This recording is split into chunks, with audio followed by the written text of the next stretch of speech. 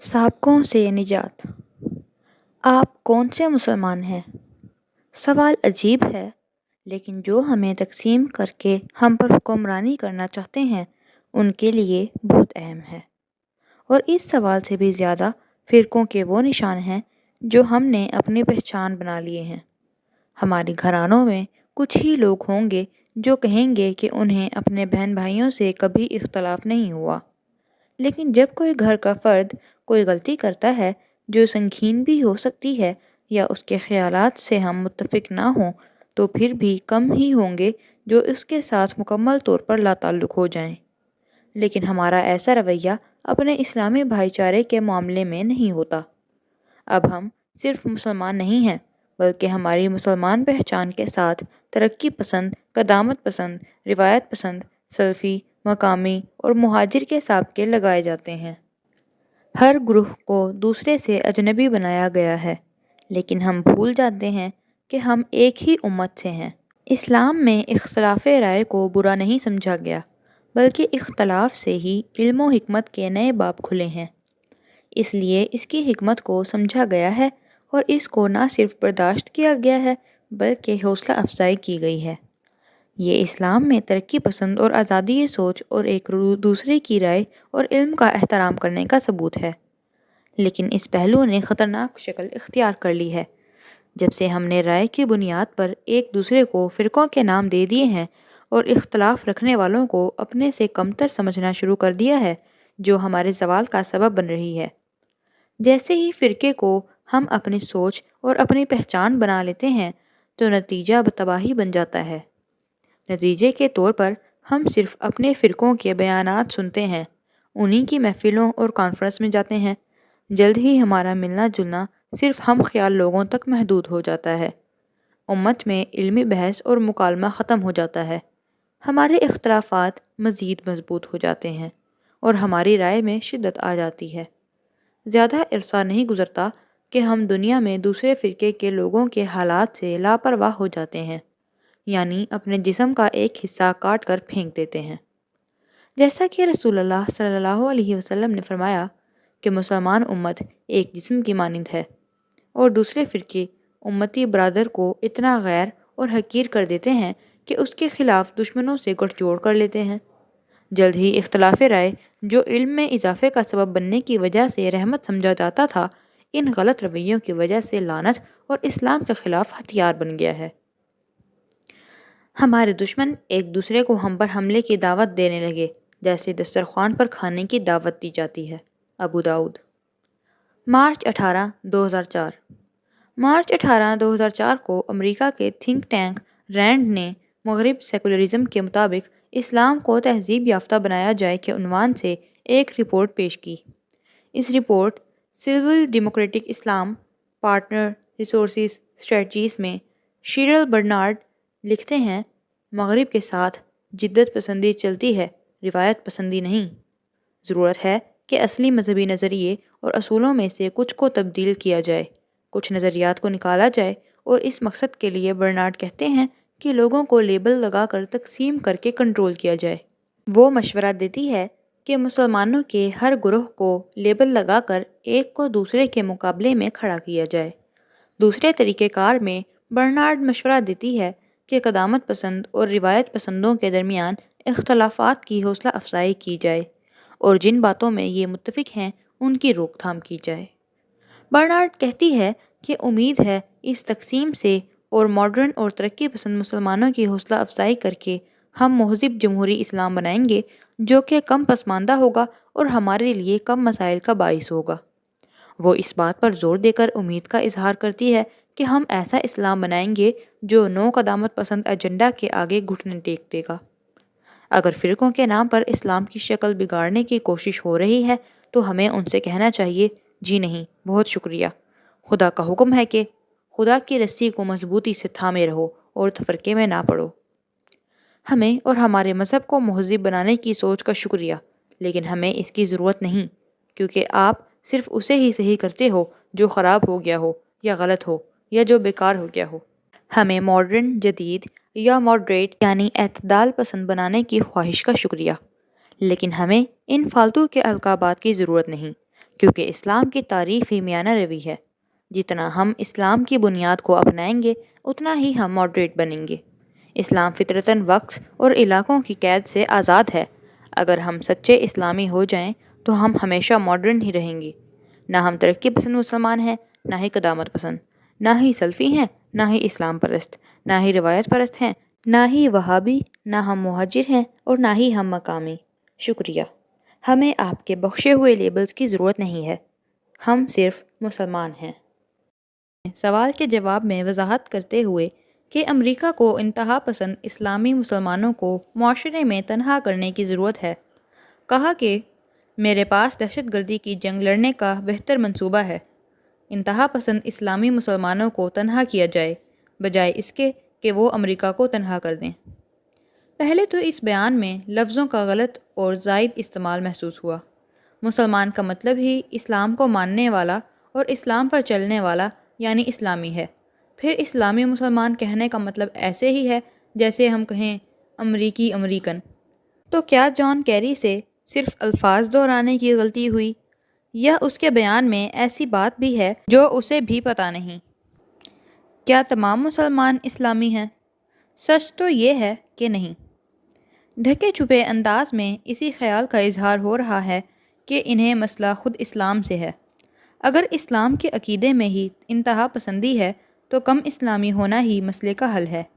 اس لیے ماڈریٹ مسلمان یعنی درمیانے درجے کا مسلمان جو نام بہت پسند کیا جا رہا ہے، اس کا مطلب ہے اسلام پر درمیانے درجے میں چلنے والا یعنی درمیانے درجے کا خطرناک۔ یہ ایسا ہی ہے کہ ہم کہیں کہ جتنا کم سیاہ فام ہوگا اتنا کم مجرم یا پرتشدد کم ہوگا۔ اس کے برعکس جو زیادہ اسلامی ہوگا وہ اتنا ہی انتہا پسند ہوگا جس کی وجہ سے اسے معاشرے میں علیحدہ کر دیا جائے۔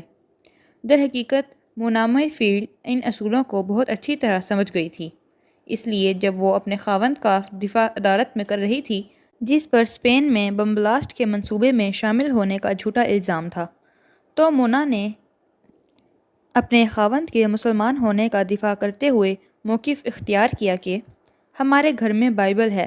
وہ انتہا پسند نہیں، وہ صرف اسلام کو مختلف اور منفرد سمجھتا تھا۔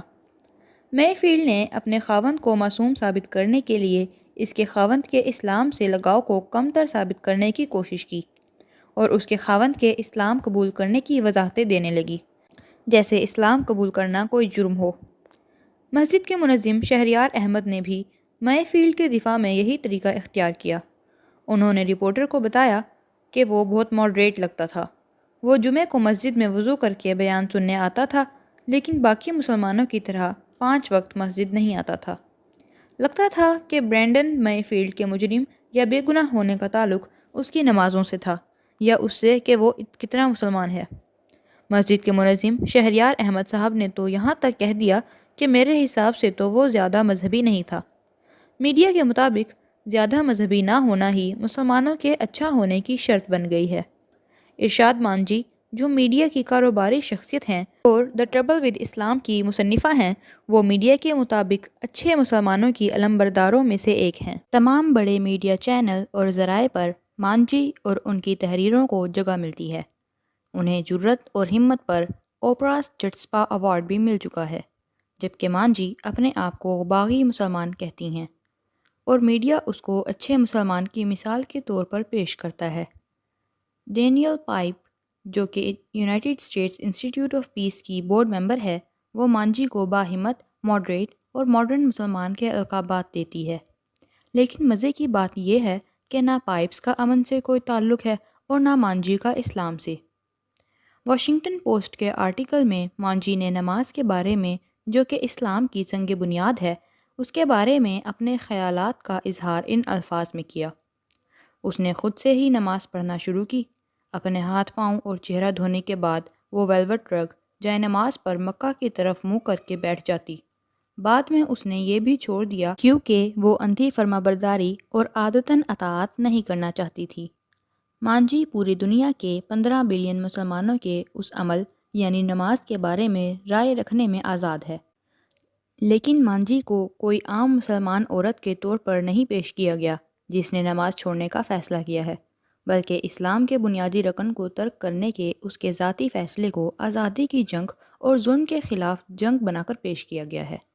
جو مسلمان زیادہ مذہبی نہیں ہونا چاہتے ان کے لیے اسے ہمت اور جرت کی مثال بنا کر پیش کیا گیا۔ اس مثال سے یہ سوچ پیدا ہو رہی ہے کہ جو جتنا سیاہ فام ہوگا اتنا ہی برا یا مجرم ہوگا، یا جو جتنا یہودی ہوگا اتنا ہی غلط ہوگا، اور جو کم سیاہ فام یا کم یہودی ہونے کی کوشش کرے گا وہ آزادی کا مجاہد ہوگا۔ مثال کے طور پر مانجی نے واشنگٹن پوسٹ سے بات کرتے ہوئے کہا ہے کہ تشدد تو ہونا ہی ہے تو پھر کیوں نہ آزادی کے لیے تشدد سہا جائے۔ بالکل آزادی اچھی ہے، مانجی نے شاید بہتر طریقے سے کہا ہو، کیری نے شاید ڈھکے چھپے انداز میں کہا ہو، لیکن کیلیفورنیا امپیریل ویلی کے بزنس مینجمنٹ پروفیسر نے کھل کر کہا ہے کہ اسلامی دہشت گردی سے جان چھڑانے کا ایک ہی طریقہ ہے کہ اسلام کے مذہب کو مٹا دیا جائے۔ لیکن اس بات کو کوئی جس طرح بھی کہے، جب اسلام کی بات آتی ہے تو اصل مقصد یہی ہوتا ہے کہ جتنا کم ہو اتنا ہی اچھا ہے۔ میرے خیال میں انسانی دماغ میں ایک جگہ ایسی ہے جہاں انسان مشکل حالات میں پناہ لیتا ہے، اور دل میں ایک کونا ایسا ہے جہاں زندگی میں ہونے والے حادثے ہمیشہ زندہ رہتے ہیں، جبکہ شام اور فلسطین کے لوگوں کے لیے یہ سانحے اور حادثے دل و دماغ کا تصور نہیں بلکہ روزمرہ زندگی کی حقیقت ہے۔ اس قتل و غارت کو بے یار و مددگار کھڑے دیکھتے ہوئے میں بھی سوچتی ہوں کہ کہاں پناہ لوں۔ میں اپنے ذہن کے اندر جھانکتی ہوں کہ شاید اس بے حسی کی کوئی منطق سمجھ میں آ جائے، یا سمجھوں یہ سب حقیقت نہیں، لیکن میں اداسی، غصے، مایوسی، پریشانی میں ہی غرق ہو جاتی ہوں، اور آخر میں یہی سوال کہ کیوں؟ یہ سب کیوں ہو رہا ہے؟ پوری دنیا میں ہم زیر عطاب کیوں ہیں؟ ہم اسے روکنے کے قابل کیوں نہیں؟ بیرون ممالک میں ہم سیاسی طور پر کمزور کیوں ہیں؟ ہمارے پرزور احتجاج وائٹ ہاؤس کو اور نمائندوں کو لکھے جانے والے خطوط کے جواب میں اگلے ایک ہی منتر کیوں پڑھتے ہیں کہ اسرائیل کو دفاع کا حق حاصل ہے؟ ہم اس مقام پر کیوں ہیں؟ کیوں ہمارے ذہن کیوں کے سوالات سے بھرے ہوئے ہیں؟ ہمیں واقعی اس بات پر غور کرنے کی ضرورت ہے کہ ہم امت کے لحاظ سے کہاں ہیں اور ہم کیا بن گئے ہیں۔ ایک وقت تھا جب مسلم امت دنیا میں قابل احترام تھی، دوست ہم سے محبت کرتے تھے اور ہمارے دشمنوں کے دل میں ہمارا خوف تھا۔ آج ہم دنیا کے نشانے پر بدنام اور قابل نفرت گروہ بن چکے ہیں۔ گیلپ پول سروے 2011 کے مطابق آدھے سے زیادہ امریکیوں کی اسلام کے بارے میں رائے نہیں پسند یا زیادہ نہیں پسند تھی، اور 43% نے اعتراف کیا کہ مسلمانوں کے لیے وہ کچھ متعصب ہیں، جو کہ عیسائیوں، یہودیوں اور بدھ مت والوں کی تعداد کے مقابلے میں دگنی ہے۔ ہم نہ صرف نفرت کے نشانے پر ہیں بلکہ ہم تشدد، قتل اور غاصبانہ قبضے کے متاثرین بھی ہیں۔ جہاں ہمیں مادی نقصان نہیں پہنچایا جا رہا وہاں ہم سے بنیادی حقوق چھینے جا رہے ہیں، جھوٹے الزام لگائے جا رہے ہیں اور جھوٹے الزام میں قید کیا جا رہا ہے۔ مسلمانوں سے نفرت اتنی زیادہ گہری ہو گئی ہے کہ مسلمانوں کے خلاف متعصبانہ رویہ اس کو لوگ اپنی سیاسی تقریر اور سیاست کو چمکانے کے لیے استعمال کرتے ہیں۔ آج ہمیں جو صورتحال درپیش ہے اس کا احوال حضرت محمد صلی اللہ علیہ وسلم نے 1400 سال پہلے بیان کر دیا تھا۔ حضرت محمد صلی اللہ علیہ وسلم نے صحابہ کرام رضی اللہ تعالی عنہم سے فرمایا، لوگ تم پر حملہ کرنے کے لیے ایک دوسرے کو ایسے بلائیں گے جیسے دسترخوان پر کھانے کی دعوت دی جاتی ہے۔ کسی نے پوچھا، کیا ایسا اس لیے ہوگا کہ ہم تعداد میں کم ہوں گے؟ آپ صلی اللہ علیہ وسلم نے فرمایا، نہیں، بلکہ کثیر تعداد میں ہوگے، لیکن تمہاری حالت پانی کے اوپر جھاگ جیسی ہوگی، اور اللہ تمہارے دشمنوں کے دل سے تمہارا رعب نکال دے گا اور تمہارے دلوں میں وہن ڈال دے گا۔ کسی نے پوچھا، وہن کیا ہے؟ آپ صلی اللہ علیہ وسلم نے فرمایا، دنیا کی محبت اور موت سے نفرت۔ صحیح حدیث ابو داؤد اور احمد۔ جیسا کہ حضرت محمد صلی اللہ علیہ وسلم نے پیشن گوئی کی تھی، قوموں نے ایک دوسرے کو ہم پر حملے کی دعوت دی جیسے دسترخوان پر کھانے کی دعوت دی جاتی ہے۔ اس حدیث میں رسول اللہ صلی اللہ علیہ وسلم نے ہماری حالت بیان کی جو کہ سمندر کے پانی پر جھاگ کی مانند ہے۔ اگر آپ سمندر کے پانی کی سطح پر جھاگ کی پتلی تہ دیکھیں جو بالکل بے وزن اور بے حیثیت ہوتی ہے، ہلکی سی ہوا سے ختم ہو جاتی ہے، اس میں اتنی طاقت نہیں ہوتی کہ یہ اپنی سمت بدل لے، بلکہ جہاں پانی کا بہاؤ ہوگا یہ بے وزن جھاگ اسی سمت مڑ جائے گی۔ یہ ہماری حالت ہے، جیسا رسول اللہ صلی اللہ علیہ وسلم نے بیان کی۔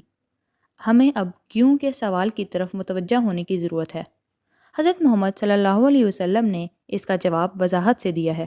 آپ صلی اللہ علیہ وسلم نے فرمایا کہ دلوں میں وہن آ جائے گا۔ جب وہن کا معنی پوچھا گیا تو رسول اللہ صلی اللہ علیہ وسلم نے کم الفاظ میں بہت گہری سچائی بیان کر دی۔ آپ صلی اللہ علیہ وسلم نے فرمایا، دنیا کی محبت اور موت سے نفرت۔ رسول اللہ صلی اللہ علیہ وسلم نے ان لوگوں کے بارے میں اطلاع دی جو دنیا کی زندگی میں اس قدر غرق ہو جائیں گے کہ ان میں خود غرضی، مادہ پرستی، آخرت اور اللہ سے لاپرواہی کی خصلتیں پیدا ہو جائیں گی۔ آپ صلی اللہ علیہ وسلم کے مطابق وہ لوگ دنیا کی زندگی کو پانے کے لیے اخلاق اور کردار کھو دیں گے۔ اخلاقی کردار کے دائرے کے اندر ہی قوموں کی قسمت بدلتی ہے۔ عروج و زوال اور زوال سے عروج کا سفر اس قوم کے کردار کے عروج و زوال سے ہی وابستہ ہے۔ اللہ سبحانہ و تعالیٰ کا فرمان ہے کہ در حقیقت اللہ کسی قوم کی حالت اس وقت تک نہیں بدلتا جب تک وہ قوم اپنے آپ کو نہ بدل لے۔ لوگوں کا کردار ہی ہے جو انہیں سپر پاور سے پانے کی جھاگ بنا دیتا ہے، اور یہی کردار اور دل کی حالت ہے جسے بدلنے سے کوئی جھاگ سے دوبارہ طاقتور بن سکتا ہے۔ ہم مسلمانوں کو کبھی امید نہیں ہارنی چاہیے۔ نصرت دین، مدد اور کامیابی اللہ کا وعدہ ہے۔ سوال یہ ہے کہ کیا ہم اس کا حصہ بنیں گے؟ اللہ تعالیٰ قرآن پاک میں اس کی یاد دہانی کرواتے ہیں کہ نہ بے دل ہو اور نہ دکھی ہو، تم ہی کامیاب ہوگے اگر تم سچے مومن ہو۔ صرف ہمارے خالص ایمان سے اور کوشش کے بعد ہی اللہ سبحانہ و تعالیٰ ہماری حالت بدلیں گے۔ اس لیے لہو لہان شام اور فلسطین کے واسطے خودارہ امت کو ہوش میں آنے کی اور خدا سے جڑنے کی ضرورت ہے۔ جب حضرت موسیٰ علیہ السلام بحر احمر کے کنارے اپنی قوم کے ساتھ کھڑے تھے اور پیچھے سے ظالم اپنی فوج کے ساتھ ان کی طرف بڑھ رہا تھا، تو ان حالات کے پیش نظر موسیٰ علیہ السلام کی قوم میں تفریق پیدا ہو گئی۔ قوم کے کچھ لوگ بدگمان ہو گئے اور انہیں اپنی موت صاف دکھائی دے رہی تھی، جیسا کہ اللہ تعالیٰ نے قرآن پاک میں ارشاد فرمایا، پھر جب دونوں جماعتیں آمنے سامنے ہوئیں تو موسیٰ علیہ السلام کے ساتھیوں نے کہا، اب ہم ضرور پکڑے گئے۔ لیکن حضرت موسیٰ علیہ السلام کی نظر کچھ اور ہی دیکھ رہی تھی۔ ان کی روحانی نظر دنیا کی ظاہری تکالیف اور شکست کے دوسری طرف دیکھ سکتی تھی۔ انہوں نے دیکھا، خدا سے جڑے ہوئے دل کی آنکھ سے انہوں نے بظاہر انہی ناممکن حالات میں خدا کو اپنے ساتھ پایا۔ موسیٰ علیہ السلام نے فرمایا، ہرگز نہیں، بے شک میرا رب ساتھ ہے اور وہ مجھے راہ دکھائے گا۔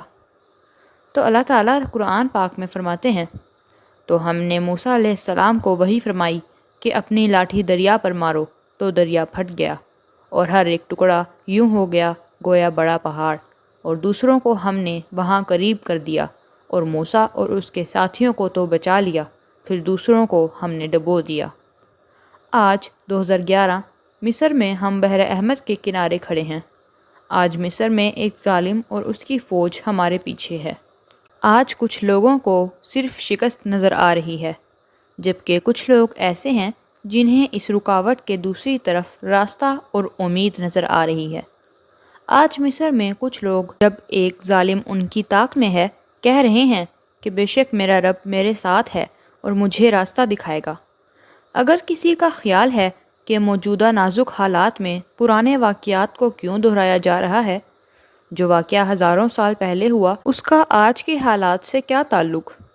وجہ یہ ہے کہ یہ صرف واقعہ نہیں اور نہ ہی یہ پرانا ہے، یہ ہمیشہ رہنے والی نشانی ہے اور ہر زمانے کے لیے سبق ہے۔ اگلی آیت میں اللہ سبحانہ و تعالیٰ فرماتے ہیں کہ بے شک اس میں نشانی ہے لیکن اکثر مانتے نہیں۔ اس نشانی میں خدا کی پہچان ہے اور اس دنیا کی حقیقت کا راز ہے۔ یہ نشانی یہ ہے کہ ظالم کی جیت نہیں ہوتی اور مصائب و پریشانیاں صرف نظر کا دھوکہ ہیں۔ ان کا مقصد ہماری تربیت اور پاکیزگی ہے، اور سب سے بڑھ کر یہ کہ اصل کامیابی کہاں سے ملتی ہے اور کامیابی کا تصور کیا ہے۔ جب ہم کمزور، ہارے ہوئے اور گھرے ہوئے ہوں تو ایسے موقع پر کامیابی کسے کہتے ہیں؟ کچھ لوگ کہیں گے کہ اگر ہم خدا کی طرف ہیں تو ہمیں کامیابی آسانی سے نہیں مل جانی چاہیے۔ کچھ سوچتے ہوں گے کہ خدا نیک لوگوں کو بغیر جد و جہد اور قربانی کے فتح کیوں نہیں دے دیتا؟ اس کا جواب خدا نے خود ہی دے دیا ہے، جیسا کہ قرآن میں ارشاد ہے، اور ہم کسی بستی میں رسول اس وقت تک نہیں بھیجتے جب تک اس بستی کے رہنے والوں کو دکھوں اور مصیبتوں میں مبتلا نہ کریں تاکہ وہ عاجزی کریں۔ اللہ تعالیٰ کے فرمان کے مطابق دکھوں کا مقصد تضرع کی حالت پیدا کرنی ہے۔ تضرع کا مطلب اللہ کے سامنے اپنی عاجزی کا اظہار ہے، لیکن یہ صرف عاجزی نہیں ہے۔ تضرع کی حالت سمجھنے کے لیے سوچیں، آپ سمندر کے عین درمیان میں ہیں اور کشتی میں بالکل اکیلے ہیں۔ تصور کریں کہ سخت طوفان آ جائے اور پہاڑ جتنی لہریں کشتی کو گھیر لیں۔ اس وقت سوچیں، آپ خدا کو پکارتے ہیں اور مدد مانگتے ہیں۔ اس پکارنے میں جو لاچاری، بے بسی، ڈر اور صرف خدا سے امید، صرف خدا کی طرف رجوع اور عاجزی کی جو حالت ہوگی، اسے تضرع کہتے ہیں۔ اللہ تعالیٰ فرماتے ہیں کہ وہ ہمیں عاجزی کے تحفے سے نوازنے کے لیے مصائب بھیجتے ہیں۔ خدا کو ہمیں تکلیف دینے کی کیا ضرورت؟ ضرورت تو ہمیں ہے ان تکالیف کی کہ ان کے بغیر ہم ان منزلوں تک کبھی نہیں پہنچ سکتے جو اس نے ہمیں فائدے کے لیے رکھ رکھی ہیں۔ یہ انمول عاجزی، قرب الہی اور صرف خدا سے امید کا تحفہ آج مصری لوگوں کو ملا ہے۔ اللہ اکبر! اللہ تعالیٰ نے ان مصائب اور تکالیف کا ایک اور مقصد بیان کیا ہے۔ قرآن میں ارشاد ہوا، اور ہم نے انہیں جماعت جماعت کر کے ملک میں منتشر کر دیا، بعض ان میں نیکوکار ہیں اور بعض اور طرح کے، اور ہم آسائشوں اور تکلیفوں سے دونوں کی آزمائش کرتے رہے تاکہ وہ ہماری طرف رجوع کریں۔ سورہ آل عمران میں فرمایا کہ اگر تمہیں کوئی زخم لگا ہے تو ان لوگوں کو بھی ایسا زخم لگ چکا ہے، اور یہ دن ہے کہ ہم ان کو لوگوں میں بدلتے رہتے ہیں، اس لیے کہ اللہ پہچان کرا دے ایمان والوں کی، اور تم میں سے کچھ لوگوں کو شہادت کا درجہ دے، اور اللہ ظالموں کو دوست نہیں رکھتا۔ اور اس سے اللہ کا مقصد یہ بھی تھا کہ ایمان والوں کا ایمان پاک کر دے اور کافروں کو مٹا دے۔ کیا تم اس گمان میں ہو کہ بغیر آزمائش جنت میں داخل ہوگے؟ ابھی اللہ نے تمہارے غازیوں کو اور صبر کرنے والوں کو آزمایا ہی نہیں۔ یہاں اللہ تعالیٰ تکالیف کا مقصد تمہیس بیان کرتے ہیں۔ تمہیس لفظ سونے کو گرم کر کے پگھلا کر صاف کرنے کے لیے استعمال ہوتا ہے۔ پگھلائے بغیر سونے کو گندگی سے پاک نہیں کیا جا سکتا۔ تمہیس کے عمل سے سونے کو پاک کیا جاتا ہے۔ اسی عمل سے خدا مومنوں کو گزارتا ہے۔ مصیبتوں سے گزر کر مومن پاک ہو جاتا ہے، سونے کی طرح، یعنی جس طرح سونے سے کندن بنتا ہے۔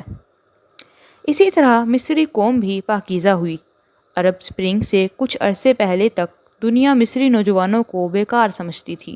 یہی سمجھا جاتا تھا کہ یہ بے مقصد اور بے منزل زندگی گزار رہے ہیں۔ یہ گلیوں میں وقت ضائع کرنے، لڑکیوں کو چھیڑنے، انٹرنیٹ کیفے یا حقہ بار میں ہی ساری زندگی گزار دینا چاہتے ہیں۔ اس آزمائش کے بعد مصری نوجوان واپس زندگی کی طرف لوٹ آئے ہیں۔ اب یہ نوجوان ظالم کے خلاف سڑکوں پر نکلے ہیں، نماز اجتماعات میں پڑھ رہے ہیں اور اجتماعی دعائیں کر رہے ہیں۔ کچھ دن پہلے تک جو لڑکے مشکل سے نماز پڑھتے تھے، آج فوجی ٹینکوں کے سامنے نمازیں پڑھ رہے ہیں۔ کچھ دن پہلے تک مصری مسلمانوں اور مصری عیسائیوں کے آپسی جھگڑے عروج پر تھے، لیکن آج وہی مسلمان اور عیسائی اپنے ملک کے دفاع کی خاطر شانہ بہ شانہ کھڑے ہیں۔ اس مشکل وقت سے پہلے جن کے آپس میں اختلافات تھے، اس آزمائش نے ان سب کو پگھلا کر آپس کی نفرتیں، جھگڑے بھلا کر اپنے گھر، گلی محلے کے دفاع کے لیے تمام بہنوں اور بھائیوں کو اکٹھے کر دیا ہے۔ اور اس مصیبت کے آنے کے بعد وہ لوگ جن کی زندگی موبائل فون، شیشہ اور سگریٹ تھی، اپنے لوگوں کی آزادی کی خاطر جان قربان کرنے والے بن گئے ہیں۔ اللہ تعالیٰ قرآن پاک میں فرماتے ہیں کہ ان سے پوچھو کہ تم کو آسمان اور زمین میں رزق کون دیتا، یا تمہارے کانوں اور آنکھوں کا مالک کون ہے، اور بے جان سے جاندار اور جاندار سے بے جان کو کون پیدا کرتا ہے، اور دنیا کے کاموں کا انتظام کون کرتا ہے؟ کہہ دیں گے کہ خدا۔ تو کہو کہ پھر تم خدا سے ڈرتے کیوں نہیں؟ اللہ ہی ہے جو بے جان سے جاندار نکالتا ہے، اسی نے ہماری مردہ قوم میں جان ڈالی ہے۔ ایک لمحے کے لیے بھی نہ سوچیں کہ یہ سب خدا بغیر کسی مقصد کے کر رہا ہے، ایسا مقصد جو بہت گہرا، خوبصورت اور آزادی دلانے والا ہے۔ کئی دہائیوں سے مصری لوگ خوف کی زندگی جیے ہیں، اور جب خوف آپ کی زندگی پر طاری ہو جائے تو آپ اس کے غلام ہو جاتے ہیں۔ اللہ تعالیٰ نے مصری عوام کو اپنے سب سے بڑے خوف کا سامنا کر کے اسے شکست دے کر اس غلامی سے نجات دی ہے۔